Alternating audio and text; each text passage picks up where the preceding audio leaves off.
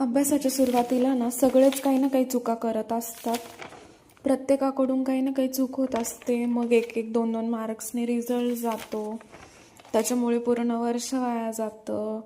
परत एक्झाम्स वेळेवरती नाही होती. खूप अडचणी असतात स्पर्धा परीक्षा करताना. त्याच्यामुळंच स्पर्धा परीक्षा म्हणजे ताणतणावाचं व्यवस्थापन असं म्हटलं जातं. त्याच्यामुळे ना आपण जितकं स्मार्ट वर्क करू तितकं आपल्यासाठी चांगलं आहे.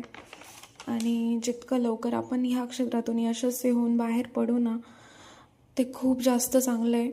कारण ज्या वेळेला आपलं पहिलं गव्हर्नमेंटचं जॉईनिंग लेटर येतं ना, तो दिवस खूप स्पेशल असतो, खूप छान असतो आपल्यासाठी पण, आपल्या आईवडिलांसाठी पण.